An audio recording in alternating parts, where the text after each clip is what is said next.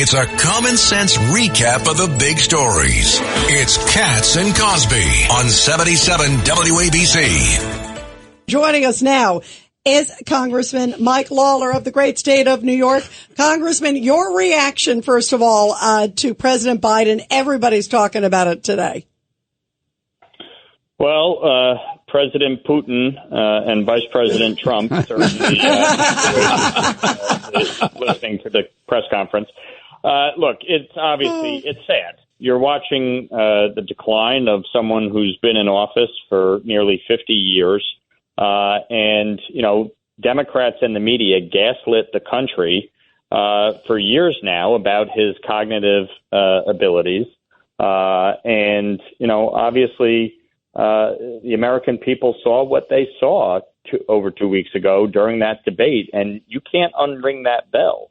But now what you're seeing is Democrats who are in panic mode about their own electoral chances, throwing him under the bus faster than the speed of sound.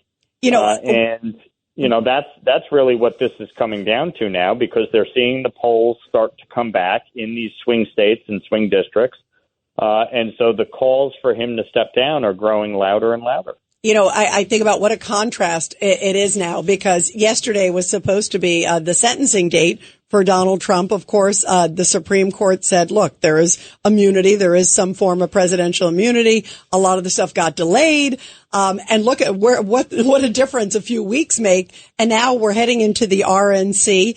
I'm going to be there, by the way, in Milwaukee. I'm sure you will be, Congressman. It'll be, and Ed, I'm sure too, of course. Sure will. And you know, what a difference. Here is a unified Republican Party. You see DeSantis, who I think will be speaking, a number of others, that it's like the Republican Party is now so cohesive. And then you've got the implosion on the other end. Your thoughts, Congressman?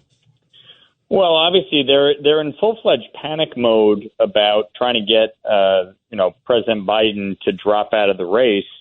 But here's the bottom line: the facts and the issues don't change. The Biden administration, the Biden-Harris administration, has given us record inflation, skyrocketing costs of groceries, of energy, of housing. The average cost of a mortgage in my district went up $1,000 per month. That's over $12,000 per year increase. Wow. That is a direct result of their disastrous policies. You look at the crisis at our southern border. Over 10 million migrants crossing into this country, most of them illegally. You look at the world right now, it's a tinderbox. That is because of Joe Biden's policies. And so they can change out Joe Biden in a week, in 2 weeks at their convention. It's still not going to erase the disastrous impact of the Biden-Harris agenda.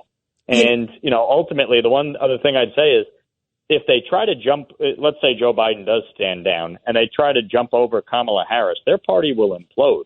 After all the years of identity politics, to jump over the first woman black president, their party would absolutely splinter. Yeah, no question. You know, you brought up the border. I cannot believe this, Congressman Mike Lawler, that all but 5 Democrats voted against the act that would make sure that only U.S. citizens can vote in federal elections. I mean, that who would vote against that? That to me is astounding. It was truly remarkable, and their basis in doing so is, this is already the law. This is irrelevant. It doesn't matter. It's already the law. Well, why not just reaffirm it? Why not just codify it, as Democrats always like to do? At the end of the day, we've seen in New York City, we've seen in Washington, D.C., a push to allow non-citizens to vote in elections, including foreign diplomats. It's absolutely outrageous. Our elections are for U.S. citizens to vote in and to determine the future and the outcome of local, state, and federal elections. And this bill is a bill that should become law. It passed the House overwhelmingly. But let's see what Chuck Schumer and Senate Democrats do. My guess is they'll let it die like they do everything else that has gone from the House to the Senate and do nothing. Yeah, just like the Mayorkas. Remember the whole Mayorkas impeachment? Judge Weinberg, they wouldn't even do anything with that. Mike, it's Richard Weinberg. I think it's absolutely shameless that Schumer can hold that up and not bring it to the floor for a vote. Those people should be called on.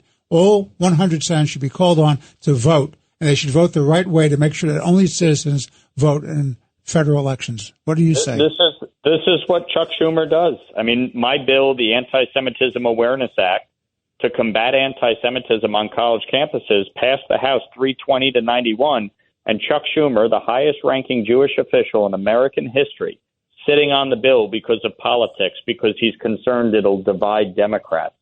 I mean, it's unconscionable. This is what he does. H.R. 2, same thing. Border Security Act. He sat on it for months, wouldn't do anything with it. This bill is just another in a long line of bills that Chuck Schumer sits on.